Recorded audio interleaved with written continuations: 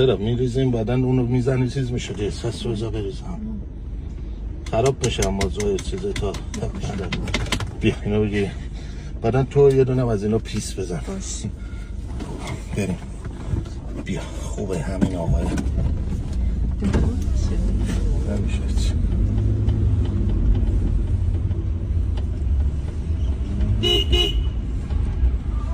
آقا بفرم بابا اینا مغازه دارن میگن اصلا سرما اصلا هیچ لباسی چی که نمیفروشن هیچ تولیدی ها همینطوری چکاشونو دارن بنده خدا ورگش میزنن سرما رو انداختن این برسان دیشب من کرمانشاه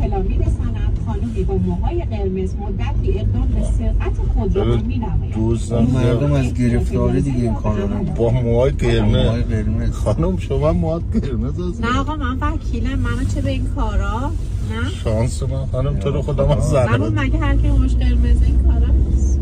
شانس ما چه دوتا خواب دیگه باید حواسم آقا من همینجا پیاده میشم متشکرم اینجا که بیابان اساسا مسیر من همینجاست لطفا همیشه شما بذارین پیاده کنیم بیستیم یا زمان یا خدا آقا تلاش نکن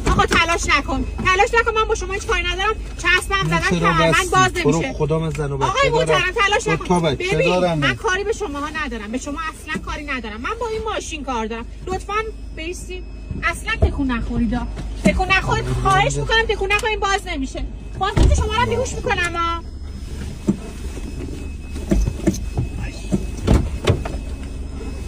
بکشم پایین بشینم باشه فرمون با شما کار ندارم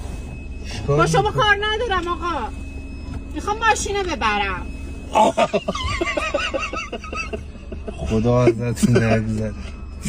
قلبم اومد تو دهنه اینه چست دارم بعد حرارت داریم یه ساعته دارم من زور میکنم اینو کرمانشاهی نکنی کارمندو نه داشتم اینو چست زدم